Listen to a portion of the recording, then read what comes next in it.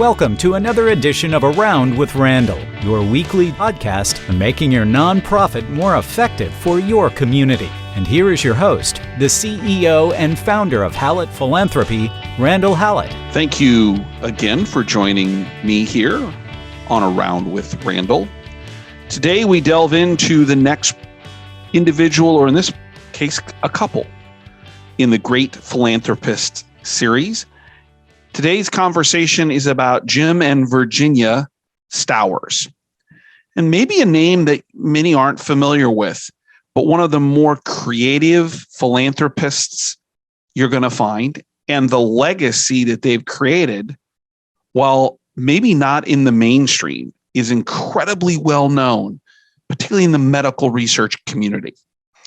And the manner in which they have created an opportunity for this legacy to go on and on and on in perpetuity is something worthy of the tactical understanding of the possibilities in our own communities. So who are Jim and Virginia? Well, Jim was born in 1924 in Kansas City, Virginia in 1930. Actually, she was raised, I believe, in Wyoming. Jim grew up in Kansas City, actually did a 2-year medical degree, then went off to serve in World War II. Came back, realized maybe medicine wasn't his calling, even though he had a father and a grandfather who had been physicians. Virginia, in the meantime, had gone to nursing school and specialized in anesthesia. And the two of them met in Kansas City in the early 1950s at a place called Research Hospital, which is about, Midtown area on the Missouri side. Interesting little sidelight of the two. In an interview the two did some 15, 20 years ago, although the story is that Jim was rebuffed when he saw her across the room, offered her a candy cane at a Christmas party. She actually admitted, "I was taken immediately," for which Jim in the joint interview said, "Well, if I'd have known that, I'd have asked you to marry me right then." The two of them married and started a company. And that company originally was called 20th Century Mutual Funds, and Jim was an investor.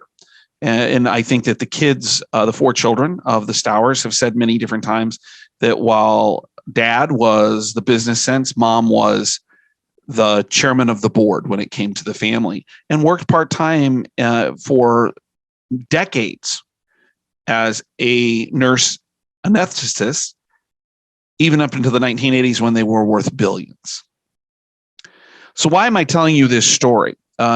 Well, what happened next is an interesting case. It's going to lead to the philanthropy and charity that creates an opportunity in perpetuity. But outside the confines of what we would think of as a family foundation, or if we think about the big foundations in our country, around our world, they looked outside of themselves. In the 1990s, Jim decided to change the company name, and it became a name maybe some of you are familiar with, the American Century. Still located in Kansas City. There is an offshoot of American Century in terms of marketing and advertising that maybe some are familiar with.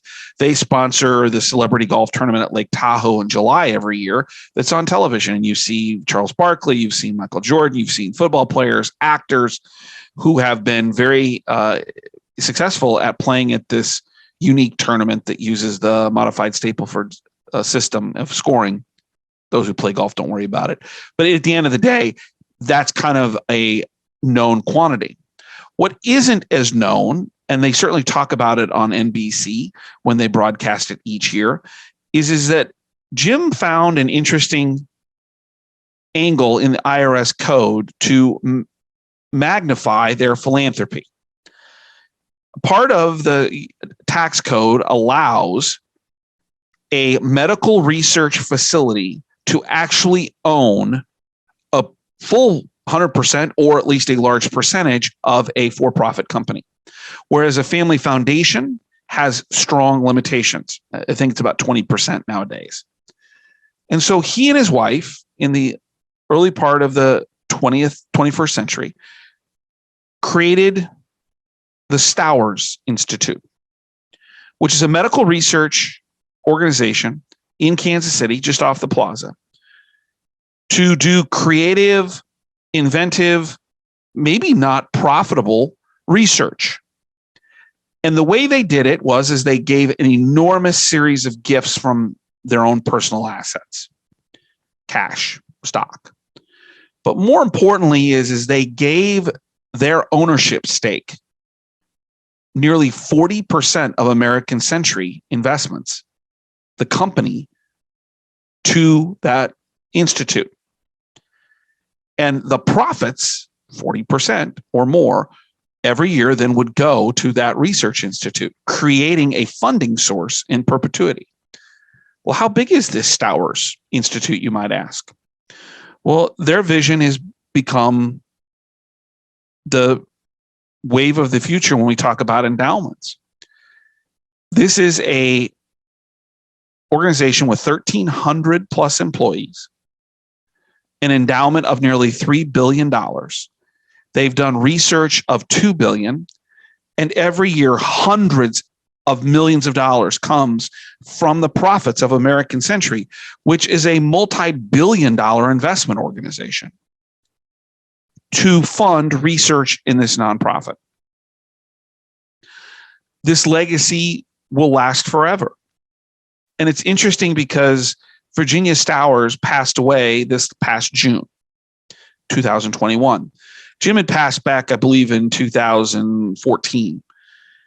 But they've begun to see this legacy take place. They have an enormous facility that they have built with this money for these researchers, a world-class, internationally acclaimed capital expenditure that was based on the idea of collaboration, open spaces, open connectivity for people. They do research that most people wouldn't consider profitable or maybe possible, but yet they're finding discovery. There are certain kinds of worms that when you dissect them, that they grow a head or a tail. So if you cut them in half, one has the tail, one has the head, so to speak. They're able to regenerate the other part of that they're missing now. The thought process is there something to be learned in that for things like spinal cord injuries, where we learn how to regenerate cells? That is a way off thought, but only a place like the Stowers Institute, who doesn't put particular parameters on the research because philanthropy has allowed it to remain independent, has the opportunity to do that. This $300 million facility has partnered with various organizations around the world and now has a long-lasting legacy. The reason this is important, and maybe the tactical for you, is we think about philanthropy in the here and now. And every once in a while, we find a donor who might look at it from the perspective of endowment and what it might mean into the future. But most of the time, those are stagnant things like scholarship funds, which I'm not saying aren't important, but they're not uniquely novel. There's not a continual revenue stream. If someone gives the money, the only revenue stream you have is whatever you can invest in and see gains from the markets. What was interesting about this is, think about the fact that you have a nonprofit organization who has two revenue streams. Number one is the investment, which many organizations do. But the second is, because of the uniqueness of the way that Jim Stowers thought about it, was creating funding on an annual basis so that they could continue to reinvest that money, the stock or the ownership of American Century.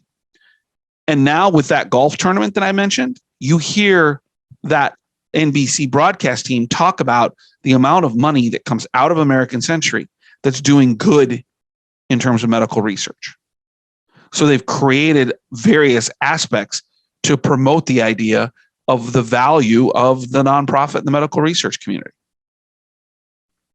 They also, and this was very much up his alley, wanted to make sure, as mentioned, that researchers weren't stagnated by things like profit. That the idea of, well, you only have 2 years to find the solution. No, if the breakthrough takes 20 years, but can change the world, that's worth it. That was a mantra that both Jim and Virginia talked about many times, about the long-term effect of medical research. And this was of value to them because they're both cancer survivors, or were cancer survivors. 3 of their 4 children had cancer. They wanted to find solutions, no matter the time or depth. So the tactical piece for you is, who are the people in your community that look much and creatively beyond themselves? Who's looking for interesting ways of finding answers to your community's problems? Who can help you put your organization on the map and create funding in perpetuity? We disincentivize much of the time the idea of what I'll call estate or planned gifts, because most organizations are looking for cash. They're looking for, we need money today to pay for this, or to pay for the employees, or to balance the budget, or whatever the particular circumstances are. And thus we create metrics much of the time that incentivize cash giving or cash pledged giving, maybe over 3 to 5 years. And yet we know that the biggest opportunities are in estates, where people may not want to give away today their assets, but when they pass could leave a large percentage. Or companies, or investment vehicles, or things of that nature that can grow and continue to provide income. One of the more creative ways along the same way is, I have a client who I've worked with who has a longtime annual fund donor of $10,000. You might think, well, $10,000, but it's a big deal to this organization. And they're concerned because this donor is getting older. And I said, well, why don't you approach them and say, would they consider a $250,000 gift to endow that gift so it gives $10,000 every year, because you've become dependent on it for an operational perspective? These unique opportunities are things we need to talk about more often, instead of just worrying about cash.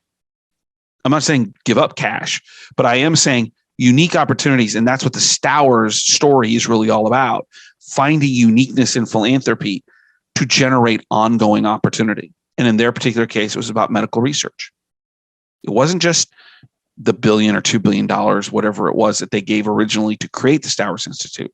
It was the creative mechanism, which we all have options for, to create funding in perpetuity, to breathe life, to give hope, and to grow something that's going to make a difference in the world forever.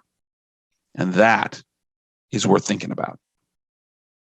Jim and Virginia Stowers, our great philanthropists for this podcast. As always, if you want more information about Hallett Philanthropy, www.hallettphilanthropy.com. And certainly you can check out the blogs there, recommended 90-second reads on different things that are going on in the world, leadership issues, nonprofit issues, things that happen to me personally. And I think they have a relevance to maybe the way in which the world works or my connection to it. And then also, if you want to email me, feel free. That's podcast@hallettphilanthropy.com, podcast@hallettphilanthropy.com. Be glad to respond. The Stowers represent a part of my favorite saying. Some people make things happen. Some people watch things happen. Then there are those who wondered what happened. They were people who wanted to make things happen. And they had in moments in life, and they were very honest about it in interviews and different stories. They had moments where they were wondering what happened. Cancer bouts, loss of a child. But they kept going on the premise that they can change the world. And they have the resources and the creativity to do it. And that's what this profession is all about. That's what we should be aiming for. We want to be people who are trying to make things happen for the people and the things and the entities that are wondering what happened, because they need help. And that's the value. That's the glorification of the true thought of philanthropy, love of mankind, not about money, but about helping others. And if we can all do that, this world can be a better place. And it starts with you and me and everybody else individually, and it will grow from there. Appreciate your time on this special edition of The Great Philanthropists. We'll see you next time back on the regular podcast subjects right here on Around with Randall. And don't forget, make it a great day.